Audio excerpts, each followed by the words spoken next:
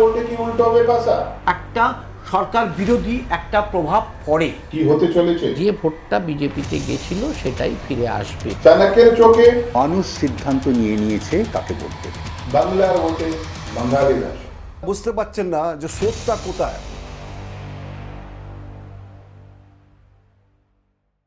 Morning time news বাংলায় ভোটের চাণক্য, বাঙালির ভোটে বাঙালির আশা, এই অনুষ্ঠানে আজকে আপনাদের সামনে ভোটের কি হতে চলেছে, কি হাল হাকিকাত, তার বিস্তারিত ব্যাখ্যা দেবেন সুজিত রায়। এবারের ভোটকে আপনার চোখে কি হতে চলেছে, কি ব্যাখ্যা বিশ্লেষণ করবেন? এই যে নির্বাচনটা 2026-এ পশ্চিমবাংলার ক্ষেত্রে আমি বলছি, তামিলনাড়ুতে নির্বাচন হচ্ছে, কোথাও কিন্তু এই ধরনের হই হই চেঁচামেচি মারপিট দাঙ্গা হচ্ছে না। যা হচ্ছে সবটাই পশ্চিমবঙ্গে। কারণটা কি? কারণটা হচ্ছে যে এইবারের পশ্চিমবঙ্গ 2026-এর নির্বাচনের মাধ্যমে গোটা ভারতবর্ষ জুড়ে একটা নতুন দিক নির্দেশ দিতে চলেছে মানুষের কাছে। সেই দিক নির্দেশটা কি? পরে ব্যাপার আছে এখানে। যে ভোটের রেজাল্ট কি হবে না হবে ওটাই আমি পরে আসছি। এখন এবারের ভোটটা এতটা গুরুত্বপূর্ণ হয়ে উঠল কেন? এবারের ভোটটা গুরুত্বপূর্ণ হয়ে ওঠার কারণ অনেক।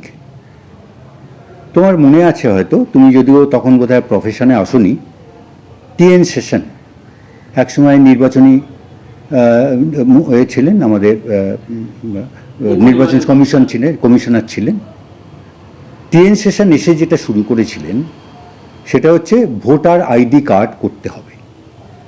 উনি যেটা বলতেন যে একটা ন্যূনতম স্যাংটিটি থাকা উচিত নির্বাচন সম্পর্কে, যে মানুষ হচ্ছে যারা ভোট দিচ্ছে তারা ভারতবর্ষের নাগরিক। এই প্রমাণপত্রটা তার হাতে থাকা বা গলায় ঝুলিয়ে রাখাটা দরকার, নাহলে ভোটের স্যাংটিটি বা পবিত্রতাটা থাকে না। এটা নিয়ে বিস্তর জল ঘেলা হয়েছে।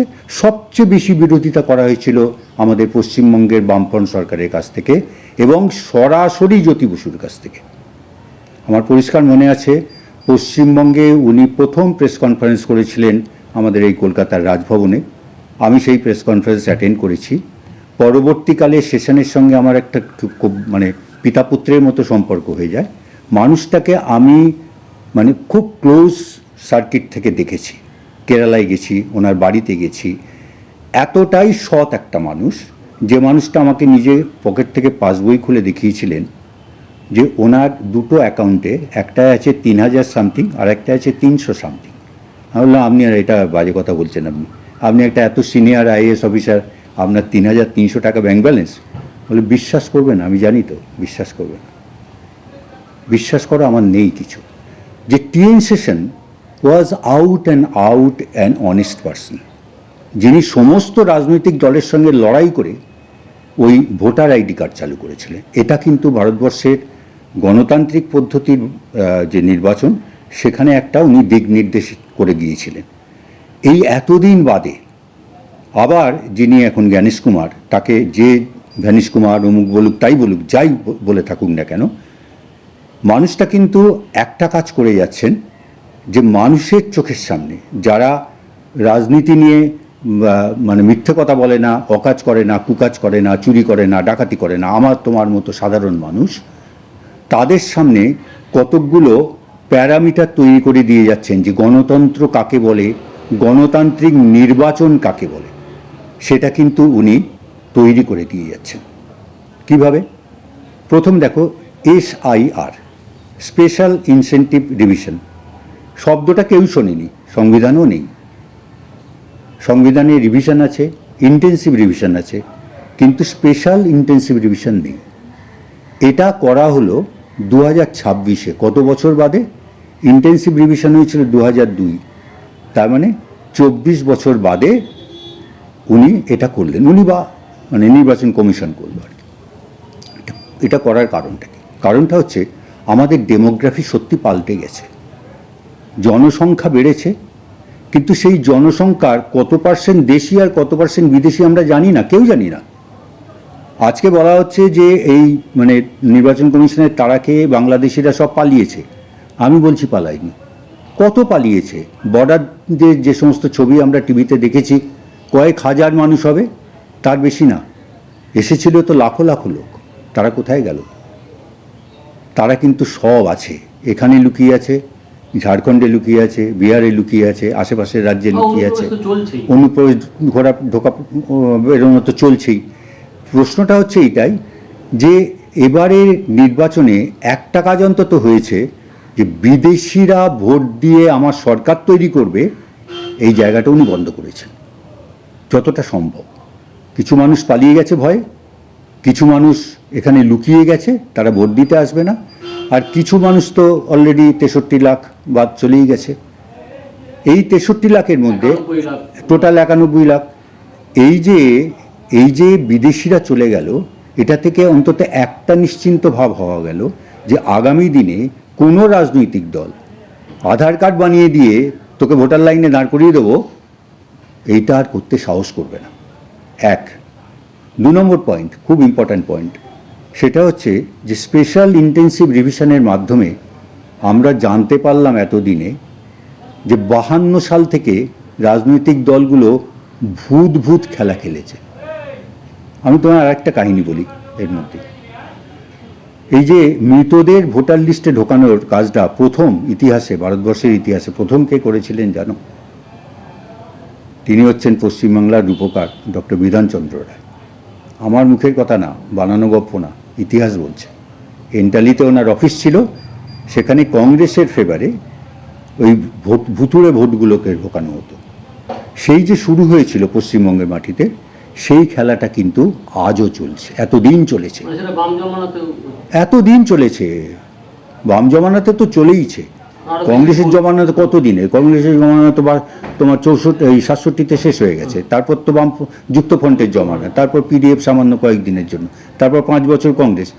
সিদ্ধার্থ রক্ষণ রায়ের আমল তো গোটাটাই ছাপ্পা ভোটের ওপর সরকার, গোটাটাই ছাপ্পা ভোটের ওপর সরকার ছিল। তারপর সেটা 5 বছরের বেশি টেকে নিয়ে যাওয়ার জন্য তারপর বামফ্রন্ট এলো।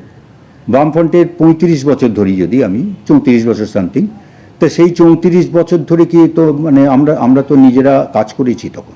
এই অনুপ্রবেশ নিয়ে মমতা ব্যানার্জি তো স্পিকারের সামনে কাগজও ছুঁড়েছেন। হ্যাঁ, আর মন্ত্রী যিনি ছিলেন আমাদের স্বরাষ্ট্রমন্ত্রী, সিপিআই এর নেতা, তিনি তো নিজে দাঁড়িয়ে বলেছিলেন যে 2.5 লক্ষর মতো আছে বিদেশি ঢুকে বসে আছে আমাদের এখানে, বাংলাদেশি মূলত। তো এটা তো, এগুলো তো রেকর্ডেড, পার্লামেন্টে এগুলো রেকর্ডেড তথ্য, তো এগুলো তো অস্বীকার করার কোনো কারণ নেই। কিন্তু এই যে ভূত খেলাটা, এইটা কিন্তু উনি দারুণ কাজ করেছেন একটা। আমরা এখন থেকে নিশ্চিন্ত হব যে আমরা ভোটটা দিতে পারব, কারণ প্রশাসনিকভাবে যে ব্যবস্থাগুলো নেওয়া হচ্ছে, বুথের মধ্যে কতগুলো পয়েন্ট থেকে সিসিটিভি ক্যামেরা বসানো হবে এবং সেই সিসিটিভি ক্যামেরাগুলোর লিঙ্কগুলো কোথায় কোথায় পৌঁছবে, তার যে হিসেব নিকেশ নির্বাচন কমিশন দিয়েছে, সে সাংঘাতিক। মানে ওখানে ভুলভাল লোক ঢুকলেই ধরা পড়ে যাবে, 1 নম্বর। 2 নম্বর, বুথের বাইরে মস্তানি হতো, বুথ জাম, চাক্কা জাম, এসব হতো। বাড়ির দরজায় শেকল তুলে তালা দিয়ে দেওয়া হতো, ভোট দিতে যেতে হবে না, তোদের ভোট আমরা দিয়ে দেবো, সাদা কাপড় দেখানো, অনেক কিছু হয়েছে।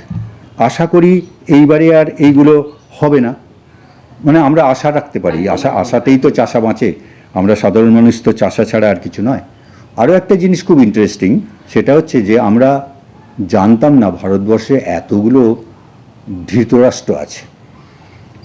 এই যে ধৃতরাষ্ট্রের শতপুত্র আমরা মহাভারতে জেনেছি, এ তো দেখছি আমাদের এখানে যত ধৃতরাষ্ট্র গোটা ভারতবর্ষে জন্মেছে, তার 90% ধৃতরাষ্ট্র আমার পশ্চিমবঙ্গে ছিল। কারো 300 সন্তান, কারো 110 জন সন্তান। কোনো জায়গায় ছেলে আর বাপের বয়সের বিভাগ হচ্ছে, মানে তফাৎ হচ্ছে 5 বছর, কারোর ক্ষেত্রে 14 বছর। তো বিষয়টা হচ্ছে এইটাই যে এতগুলো দুর্যোধন দুঃশাসনকে জন্ম দিয়েছে যে বাপ, সেই ধৃতরাষ্ট্ররা কোথায় ছিলেন ভাই এতদিন? তাদের তো কেউ মুখ দেখায়নি, তাদের তো কেউ চেনায়নি। এই জ্ঞানেশ কুমার কিন্তু তাদের চিনিয়ে দিলেন। তারা কিন্তু আর এবার ভোটের লাইনে দাঁড়াবে না। এখন এবারের যে ফলাফল হচ্ছে, তুমি একটা গুরুত্বপূর্ণ কথা বলেছো, ওই ভয়টা আমি ইচ্ছে করেই বলছিলাম না, এটা যে একটা ভয় আছে, ভয় কথাটা ব্যবহার করছি খুব মানে সচেতনভাবেই, যে আমরা তো ইতিহাস পড়েছি যে 36 থেকে 46 এই 10 বছরের ইতিহাস বাংলার, আমার বইও আছে, একদম। দেখবে যে বইও হ্যাঁ একেবারে পুরোপুরি রিসার্চ ওয়ার্কই আছে, যে এই পিরিয়ডটা আমাদের জানা, খুব ভালোভাবে জানা। তো এই পিরিয়ডটায় কি ঘটেছিল না ঘটেছিল সেগুলো এখন যদি পরে কেউ তাতেই চমকে উঠতে হবে, গায়ের লোম খারাপ হয়ে যাবে। তো এখন এই যে আমার এখানে মুসলিম, বাঙালি মুসলিম খারাপ নয় সাধারণভাবে, কিন্তু আপ কান্ট্রি মুসলিমও তো এখানে মিশছে, বাংলাদেশের পাকিস্তানি মুসলিমও তো এখানে ঢুকছে, ঢুকে তো একটা বিষাক্ত আবহাওয়া তৈরি করছে, এগুলো তো অস্বীকার করা যাবে না। আমি হুমায়ুন কবিরকে খারাপ বলছি না, হুমায়ুন কবির রাজনীতি করার জন্য বলেছিল যে হিন্দুদের গলা কেটে ভাগীরথীতে ভাসিয়ে দেবো, সেটা রাজনীতি করার জন্য অনেকে বলে। একসময় গরিব খান চৌধুরীও বলেছিল যে সিপিএমের গলা কেটে গঙ্গায় ভাসিয়ে দেবো, এটা অনেকে বলে। কিন্তু আমার কথা হচ্ছে যে আমাদের বাঙালি মুসলিম, পশ্চিমবাংলার মুসলিমরা তারা কিন্তু খুব ক্ষতিকারক নয়, তাদের ক্ষতির দিকে নিয়ে যাওয়া হচ্ছে বাইরের এলিমেন্টগুলো এসে। এই যে মিম যখন ঢুকলো, মিম ঢোকার পরে কিন্তু আমি সত্যি ভয় পেয়েছিলাম, কিন্তু মিম বেরিয়ে গেছে, যাই হোক মানে বেরিয়ে গেছে, সেটা যে কোনো রাজনৈতিক কারণেই হোক, অনেক কারণ আছে, তো সেটার মধ্যে যাচ্ছি না। কিন্তু একটা ভয় আছে মুসলিম ভোট এককাট্টা হওয়ার। এই যে 274টা আসনের কথা আপনি বলছেন, যদি আমি ধরেও নিই, সেক্ষেত্রে আপনার কি মনে হয় যে বিজেপি যে একটা ওয়েভ, হিন্দু ওয়েভ কাজ করছে, এতে কতটা আসন তারা মানে হিন্দু ওয়েভ এবং অ্যান্টি ইনকামবেন্সি ওয়েভ, এই দুটোই কিন্তু বিজেপির ফেভারে যাচ্ছে, কিছুটা মুসলিম ফেভারেও যাবে, মুসলিমদের ফেভারেও অনেকটাই যাবে, কতগুলো জেলায় বিক্ষিপ্ত হবে, কতগুলো জেলায় যাবে। মানে মুসলিমরা বিজেপিকে ভোট দেবে? মুসলিমরা বিজেপিকে ভোট দেবে না, আমি বলছি মুসলিমরা ভোটটা পাবে। আচ্ছা, মুসলিমদের ভোটটাকে তো তুমি আলাদা ব্লক করতেই হবে তোমাকে এবারে, কতগুলো জেলায়, মানে খুব বিশাল কিছু করে ফেলবে ওরা তা নয়, কিন্তু যাবে কিছুটা। এখন ওরা যদি ফ্যাক্টর হয়ে দাঁড়ায়, আমি সেটাই বলছি যে ধরো 148টা সিট পেতে হবে, 149টা সিট পেতে হবে, সরি 149টা, 149 হ্যাঁ 149 পেতে হবে।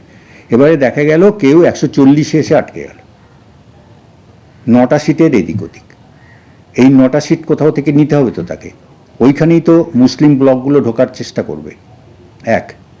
2 হচ্ছে যে তৃণমূল ভেঙেও আসতে পারে।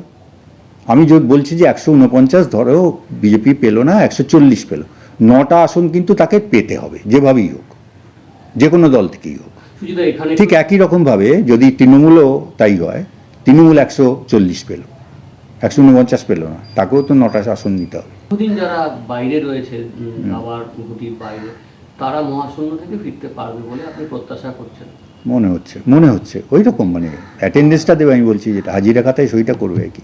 আর মুসলিম ভোট ফ্যাক্টর হবে, কংগ্রেসও বলছেন যে সাইন বোর্ড থেকে ওই রকমই কংগ্রেস সিপিআইএম আইএসএফ সব মিলিয়ে আমি বলছি যে এরা যদি, আমি অনেক বেশি এক্সপেক্ট করছি, 20টা মানে অনেক, হ্যাঁ 20টা মানে অনেক, অত হয়তো হবে না, কিন্তু আমি বলছি যদি 20টাও পায় তাহলেও কিন্তু অনেক পাওয়া তাদের।